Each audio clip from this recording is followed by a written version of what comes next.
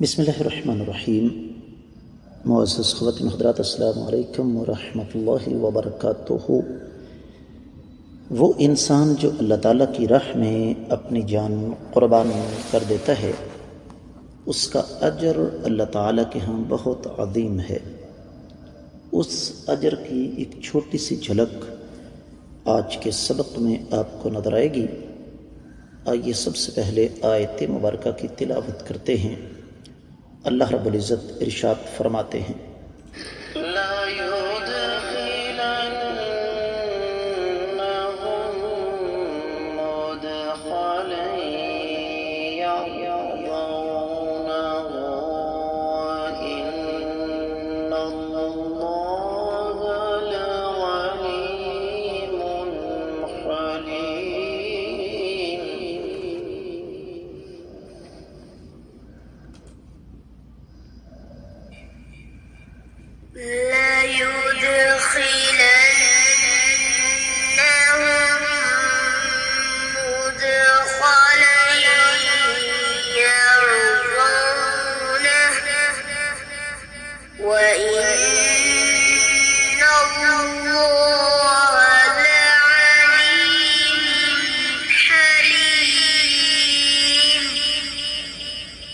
معزز خواتین حضرات، رب کائنات کی پاکیزہ کتاب قرآن مجید کا یہ پارہ ہے 17۔ سورہ مبارکہ کا نام الحج، اور سورۃ الحج کی آیت مبارکہ ہے 59۔ اس آیت مبارکہ کا تعلق سابقہ آیت مبارکہ کے ساتھ ہے۔ اللہ رب العزت نے بیان فرمایا، ارشاد فرمایا کہ وہ لوگ جنہوں نے اللہ تعالیٰ کی راہ میں ہجرت کی، پھر وہ اللہ کی راہ میں قتل کر دیے گئے، ان کی جانیں قربان ہو گئیں، یا پھر ان کو طبی موت آ گئی، تو رب کائنات ان کو پاکیزہ رزق ضرور عطا فرمائیں گے، اور اللہ رب العزت بہتر رزق عطا فرمانے والے ہیں۔ اور اسی بات کو اللہ نے پھر آگے بڑھایا اس انداز سے، لَيُدْخِلَنَّهُمْ، اللہ تعالیٰ ضرور ان کو داخل فرمائیں گے، مدخلاً، ایسی داخل ہونے والی جگہ، یرضونہ، جس کے ساتھ وہ راضی ہو جائیں گے، خوش ہو جائیں گے۔ وَإِنَّ اللَّهَ، اور بلا شبہ اللہ ملک العلام رب الجلال والاکرام، لعلیم، جاننے والے ہیں، حلیم، بردبار ہیں۔ بامحاورہ ترجمہ سماعت فرمائیے گا۔ اللہ ملک العلام رب الجلال والاکرام ضرور ایسے لوگوں کو عزت والی جگہ میں داخل فرمائیں گے جس کے ساتھ وہ راضی ہو جائیں گے، اور اللہ رب العزت علم والے بردبار ہیں۔ معزز خواتین و حضرات، معمول کے مطابق سب سے پہلے ہم اس آیت مبارکہ کا جائزہ لیں گے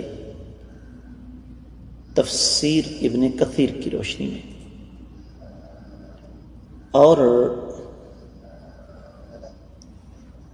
امام ابن کثیر رحمۃ اللہ علیہ نے اس آیت مبارکہ کی تفسیر میں احادیث مبارکہ کو خاص طور پر ذکر فرمایا، اور بہت ساری احادیث ذکر کی ہیں۔ مثال کے طور پر امام ابن کثیر رحمۃ اللہ علیہ ایک حدیث لے کر آئے جو کہ تفسیر ابن جریر الطبری میں ہے۔ سیدنا شرجیل بن سمت رحمہ اللہ فرماتے ہیں کہ روم کے قلعے کے محاصر پر ہمیں مدت گزر چکی تھی، اتفاق سے سیدنا سلمان فارسی رضی اللہ تعالیٰ عنہ گزرے تو فرمانے لگے، میں نے آقا علیہ صلاۃ والسلام سے سنا ہے کہ جو شخص اللہ تعالیٰ کی راہ میں تیاری کے دوران فوت ہو جائے تو اس کا اجر اور رزق برابر اللہ تعالیٰ کی طرف سے جاری رہتا ہے، اور وہ بہت ساری آفتوں سے محفوظ رہتا ہے۔ اور ساتھ ہی یہ آیت مبارکہ فرمایا، پڑھ لو، والذین ہاجروا فی سبیل اللہ ثم قتلوا او ماتوا لیرزقنہم اللہ رزقا حسنا۔ پھر اسی طریقے سے سیدنا ابو قبیل الربیع بن سیف مغافری کہتے ہیں کہ ہم جہاد پر تھے، ہمارے ساتھ سیدنا فضالہ بن عبید رضی اللہ تعالیٰ عنہ بھی تھے۔ 2 جنازے ہمارے پاس سے گزرے، ایک شہید کا تھا اور دوسرا طبی موت دنیا سے گیا تھا۔ لوگ شہید کے جنازے پر ٹوٹ پڑے۔ سیدنا فضالہ رضی اللہ تعالیٰ عنہ نے فرمایا، یہ کیا بات ہوئی؟ لوگوں نے کہا، یہ شہید ہے اور دوسرا شہادت سے محروم ہے۔ آپ نے فرمایا، مجھے تو دونوں باتیں برابر لگتی ہیں، خواہ اس کی قبر سے اٹھوں یا اس کی قبر سے۔ اور پھر یہ آیت مبارکہ تلاوت کر دی، اور اس کے بعد آپ اس انسان کی قبر پر ٹھہرے جو کہ طبی موت کی وجہ سے دنیا سے گیا تھا، تو فرمایا، تمہیں اور کیا چاہیے؟ جنت اور عمدہ روزی۔ اور اس وقت وہ آپ سیدنا فضالہ رضی اللہ تعالیٰ عنہ امیر تھے۔ اور بھی بہت ساری روایات امام ابن کثیر رحمۃ اللہ علیہ کر آئے، لیکن اختصار کے پیش نظر میں یہیں پہ اکتفا کر رہا ہوں۔ دیگر کتب تفسیر کا جائزہ لیا جائے تو سب سے پہلے امام بقائی نے نظم الدرر میں ایک مناسبت ذکر کی ہے کہ رزق جو ہے وہ اس وقت تک مکمل نہیں ہو سکتا جب تک انسان کے پاس مثالی قسم کی رہائش نہ ہو۔ تو اس لیے اللہ رب العزت نے شہداء کا اجر اور ثواب بیان کرتے ہوئے اس بات کا خاص طور پر ذکر فرمایا، اور فرمایا، لا يدخلنهم مدخلا يرضونه۔ اس بارے میں امام ابن جریر اور پھر امام وحدی الوجیز میں، امام بقائی نظم الدرر میں، امام الوسی اپنی تفسیر میں، پھر اسی طریقے سے امام ابن سعدی مادی قریب کے بہت بڑے عالم گزرے ہیں، ان سب نے یہ فرمایا ہے کہ وہ لوگ جو اللہ تعالیٰ کی راہ میں بے گھر ہوئے اور شہید کر دیے گئے یا طبی موت نے ان کو اپنی آغوش میں لیا، ان کے لیے جنت ہے، اور جنت بھی ایسی جس کے ساتھ وہ خوش ہو جائیں گے، اس لیے کہ انہوں نے قربانی بہت بڑی دی ہے۔ اور یہ جو بات ہے کہ ان اللہ علیم حلیم، اس کا معنی یہ ہے کہ رب کائنات ہر چیز کے جاننے والے ہیں۔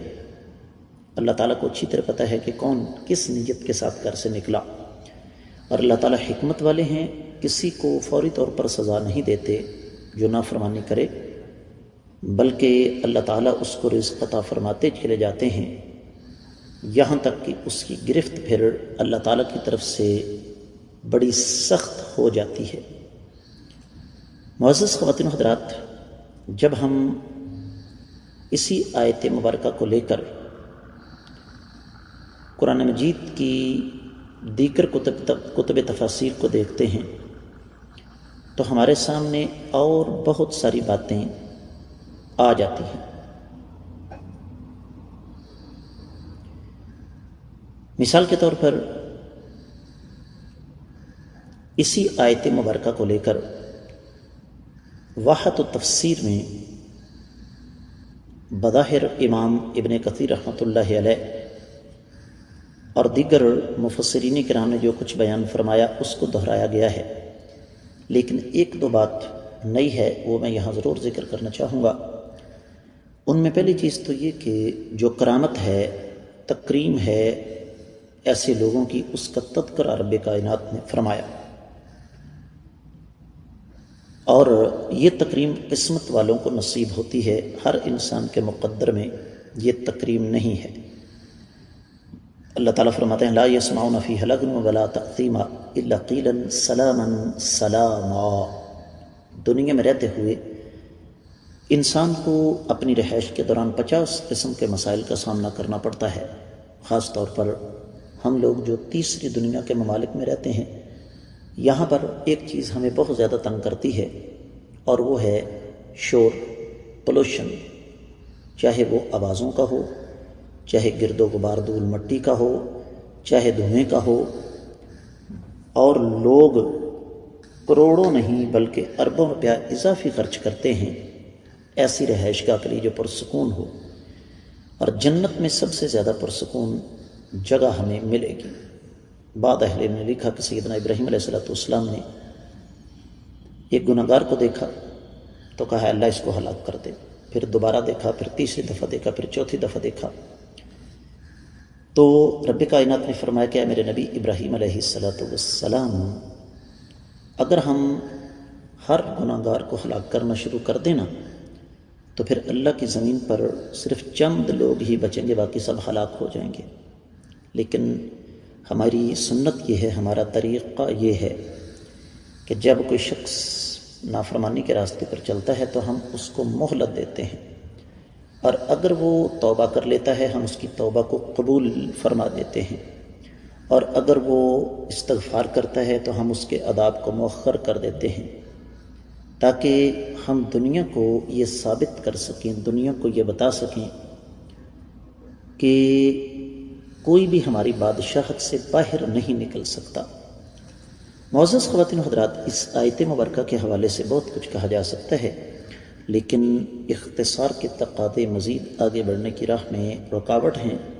خلاصہ کلام یہ ہے کہ اگر میں اور آپ یہ چاہتے ہیں کہ ہمیں بھی عزت والا رزق ملے تو ہمیں پھر اسی راستے پر چلنا ہوگا جس راستے کا تذکرہ اللہ رب العزت نے اس آیت مبارکہ میں کیا ہے۔ اس کے ساتھ ہی اس آیت مبارکہ کی مختصر تفسیر مکمل ہوتی ہے۔ میں آپ لوگوں سے خصوصی طور پر گزارش کروں گا کہ جہاں تک ہو سکے ان اسباق کو صدقہ جاریہ سمجھ کر ہر فورم پر زیادہ سے زیادہ آگے نشر فرمائیں۔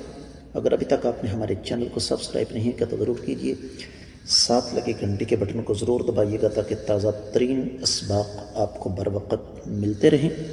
فرقہ واریت سے بالا تر آپ کا یہ اپنا چینل خالصتاً کتاب و سنت کی ترویج و اشاعت کے لیے ترتیب دیا گیا ہے، جہاں آپ کو روزانہ قرآن و حدیث کے اسباق، جمعے کے خطبات، بلا ناغہ آپ کی طرف سے آنے والے انتہائی اہم سوالوں کے جوابات، اور اس کے ساتھ ساتھ مختلف موضوعات پر اہم دروس ملتے ہیں۔ کامنٹ سیکشن میں آپ کی طرف سے آنے والے قیمتی خیالات کا میں انتظار کروں گا۔